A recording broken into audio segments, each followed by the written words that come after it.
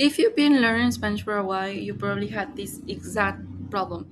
You want to say something incredible, simple like I'm tired or I'm a teacher, and suddenly Spanish gives you two different options ser and estar. In English, we just used to be, but in Spanish, choosing the right verb can actually change the meaning of the sentence. And there's one rule you probably heard many times ser is permanent and estar is temporary. The problem is that rule isn't always true. So today we're going to forget about that for a moment and look at ser and estar in a way that actually helps you make decisions while you're speaking. Here's the distinction I want you to focus on. With ser, we're usually talking about what someone or something is.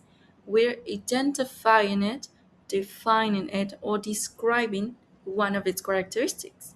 With estar, we're usually talking about how someone or something is or where it is. So think ser, what is it? And estar, how is it? Where is it?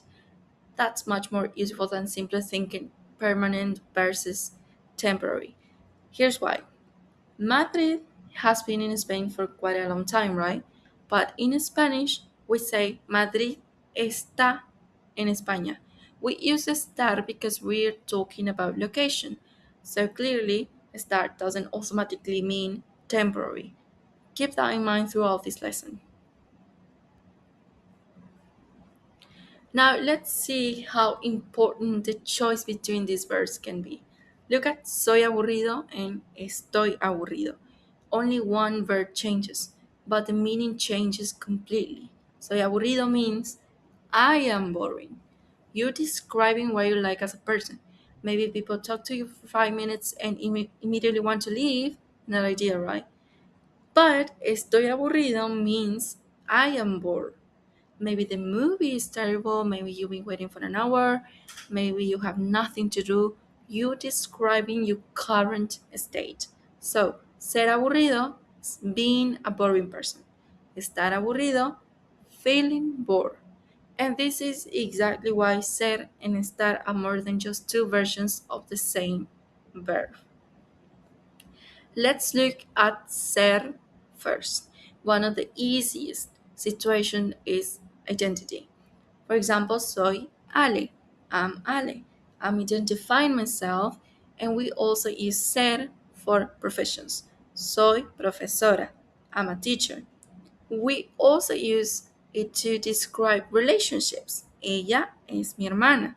She's my sister. Or groups. Somos estudiantes. We're students. In all of these examples, we answer in some version of who is this person? Or what is this person? That's ser. Ser is also used for general descriptions and characteristics. For example, la casa es grande, the house is big. Mi profesor es simpático, my teacher is nice. El español es interesante, Spanish is interesting. And Buenos Aires es una ciudad enorme. Buenos Aires is a huge city. Now, this is another place where the permanent rule can cause problems. A house can stop being big if someone changes it. A teacher might not be nice forever. Things can change, but we're not talking about the current condition. We're describing what they are like. That's the important difference. So think general characteristics, ser. Another very straightforward use of ser is origin. Soy de Argentina. I'm from Argentina. Él es de México. He is from Mexico. Somos de Estados Unidos. We're from the United States. We can also use this for objects and products. Este café es de Colombia. This coffee is from Colombia. So if you're talking about where somebody or something is from, you will normally use ser plus de. That's a very useful pattern to remember. Soy de, es de, somos de. Now let's look at another group of situations. We use ser when telling the time. Son las tres. It's 3 o'clock. Hoy es sábado. Today is Saturday. And we use ser when talking about when an event takes place. La clase es a las 10. The class is at 10. Now, here's something that often surprises students. We also use ser for the location of an event. La reunión es en Zoom. You may be thinking, wait, I thought estar was for the location. It is generally, but events are different. If we're saying where an event takes place, Spanish uses ser. Let's compare. La fiesta es en mi casa. The party takes place at my house. But mis amigos están en mi casa. My friends are located at my house. That's an important distinction. Now let's switch to estar.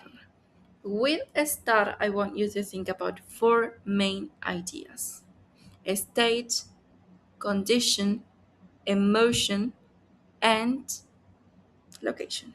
We're often answering questions like where is it? How is it? Or how does someone feel? Or even what condition is something in? So let's start with the easiest one. For the location of a person, place, or object, we use estar. Estoy en casa. I'm at home. El libro está en la mesa. The book is on the table. Estamos en clase. We're in class. And Madrid está en España. Madrid is in Spain. Again, Madrid's location isn't temporary, and yet we still use estar. Why? Because we're talking about where Madrid is. So this is one of the most useful corrections you can make in your mind. Don't ask, is this permanent? Ask, am I talking about location? If the answer is yes, estar will usually be your verb, except, of course, for the event rule we just talked about. We also use estar when talking about emotions and feelings. Estoy feliz, I'm happy. Ella está nerviosa, she's nervous. Estamos cansados, we're tired. And a very common question, ¿estás bien? Are you okay? These sentences tell us how someone feels at a particular moment. And this is where the temporary idea can sometimes be useful. Emotions often change, but I still don't want you to think that temporary is the actual rule. The better question is, how does this person feel? If you're describing their state, use estar. Estar also describes the condition something is in. For example, la puerta está abierta. The door is open. El café está frío. The coffee is cold. Mi teléfono está roto. My phone is broken. And la comida está lista. The food is ready. Notice what's happening. We're not defining the coffee. We're not saying coffee as a concept, it's cold. No, we're talking about this coffee right now. What condition is it in? It's cold. The same with the phone. What condition is the phone in? It's broken.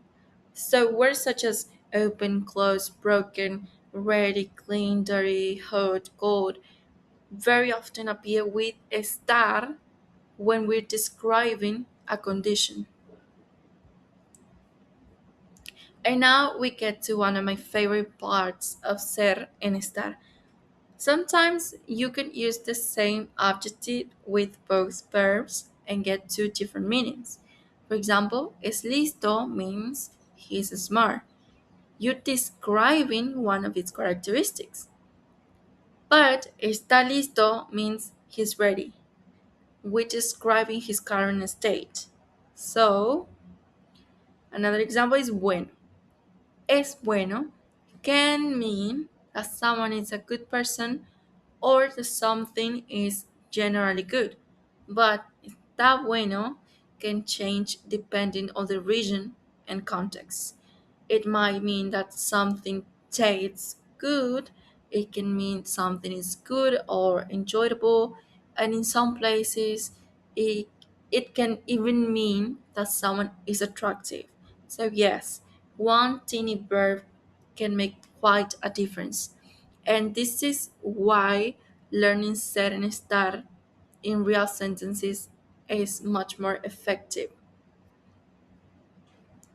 Okay, so let's put the main ideas side by side.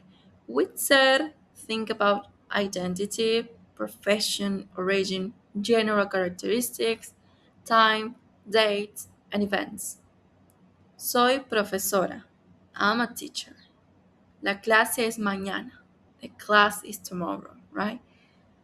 And with estar, think about location, emotion, conditions, and states.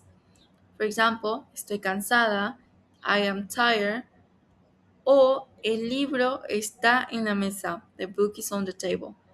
So if you suddenly freeze in the middle of a conversation and you can't remember which one to use, try these questions.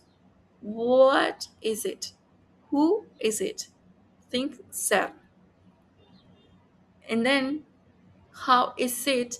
Where is it? Think estar. Okay, okay. Now, let's see if you can choose the right verb. I'll give you 6 sentences, and of course, you can post the video and leave your answers in the comments.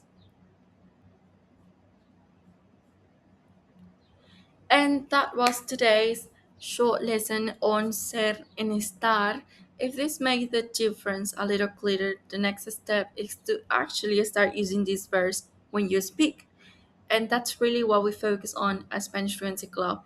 We are a community built around using Spanish regularly, not just collecting grammar rules and hoping they somehow turn into fluency.